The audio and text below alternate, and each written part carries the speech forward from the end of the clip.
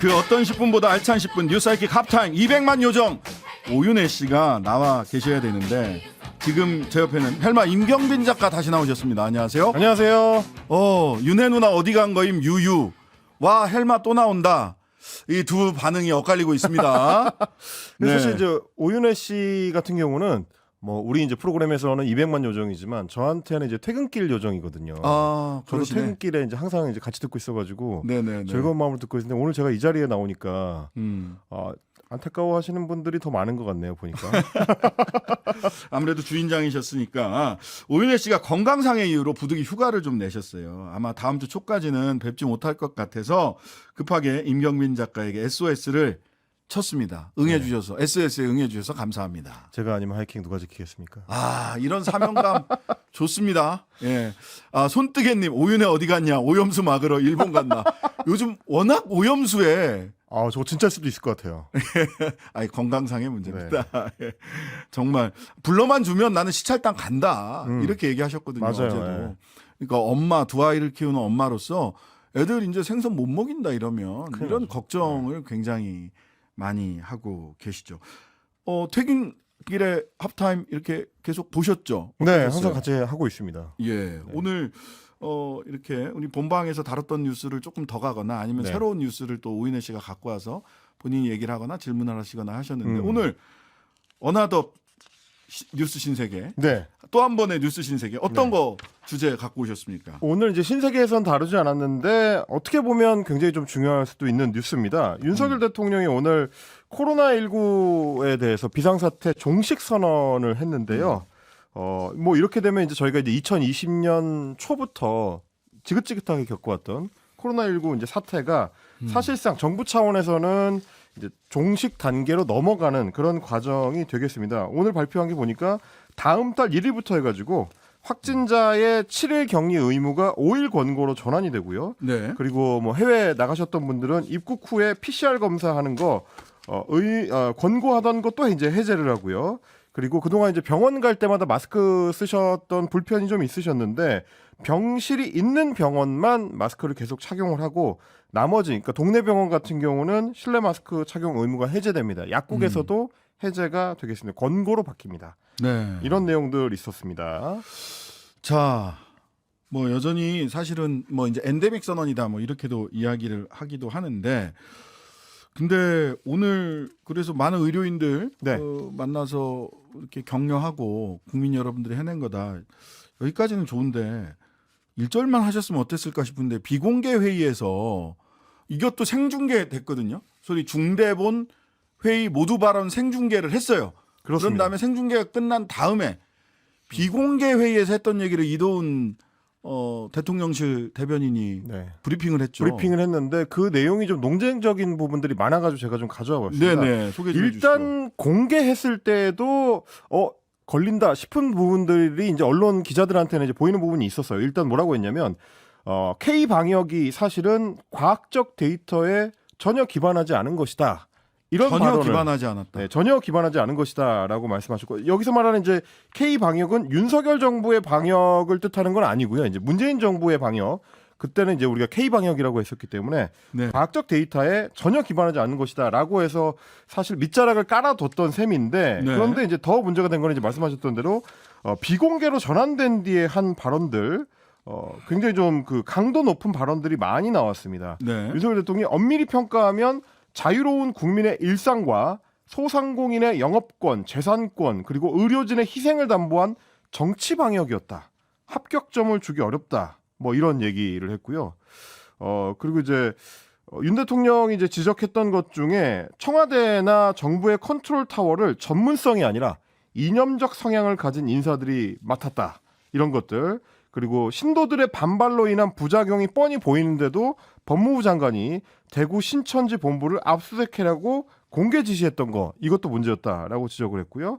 그리고 코로나19 발생 초기에 대한의협 같은 기관들이 이제 협회에서 얘기했던 6차례에 걸친 건의에도 불구하고 중국인 입국자를 통제하지 않은 것 이런 것들이 비과학적인 조치였다라고 문제점을 제시를 했다고 합니다.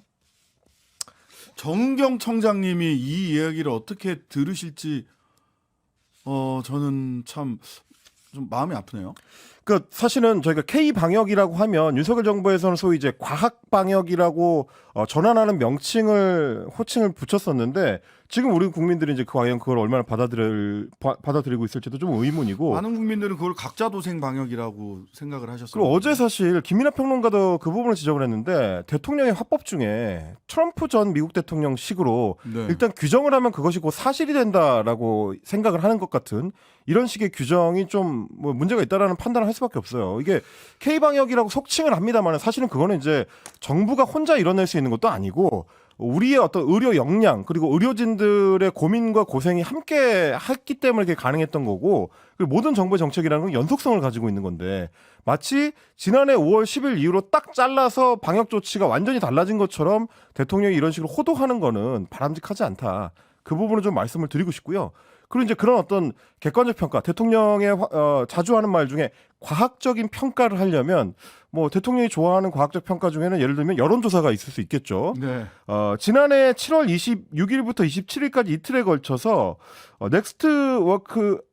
넥스트위크 리서치가 KBC의 의뢰로 여론조사, 설문조사를 했습니다. 전국 성인 남녀 1000명 대상으로 조사 의뢰를 했는데 코로나19 대응평가 두 개의 정부, 문재인 정부가 더 잘했다, 윤석열 정부가 더 잘했다 갈라서 물어봤습니다. 네. 결과적으로 윤석열 정부가 더 잘한다라고 평가한 거는 30.9%, 문재인 정부가 더 잘했다라고 평가했던 게 그 당시에도 56.3%였습니다.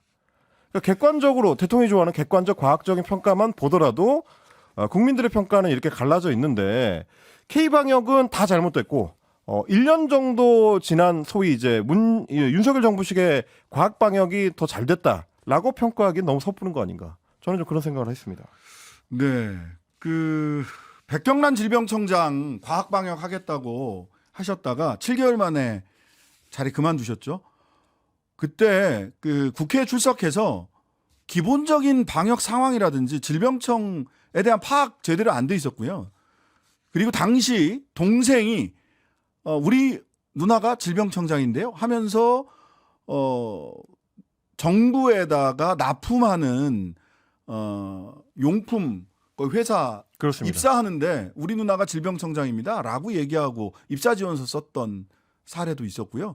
그래서 재산 공개라든지 주식 취득 경위 이거 이해 충돌이 있는 거 아니냐라고 해서 자료 내라고 했는데 끝까지 자료를 안 내서요. 당시 보건복지위원회가 야당뿐만 아니라 여당 의원까지 경고하고 고소고발하겠다라는 얘기까지 했었어요. 그러니까 이제 네. 과학을 강조하시려면 그런 어떤 객관적인 증거 자료들에 기반해서 이제 비판을 하셔야 되는데 특히 저는 이 중국인 입국자를 통제하지 않았기 때문에 문제였다라는 이 발언을 저는 이거 이제 과학적 발언입니까? 전혀 과학적이지 못한 발언입니다. 왜냐하면 저는 이 부분을 굉장히 잘 아는 게 유튜버 헬마우스로 활동하던 시절에 이런 주장을 했었던 극우 유튜버들하고 정말 숱하게 싸우면서 네. 그 당시에 뭐 네이처지를 비롯해서 이제 해외 매체들, 논문 매체들 뭐 이런 것들 들여다보고 해외 언론에 어떻게 평가가 되는지를 계속 봤었기 때문에 가장 잘 아는 극우 유튜버들의 잘못된 주장, 그러니까 소위 가짜 뉴스의 대표 사례가 이겁니다. 네. 중국인 입국자를 가장 먼저 통제했던 나라가 다 아시다시피 이탈리아거든요. 네. 하지만 코로나19 초기에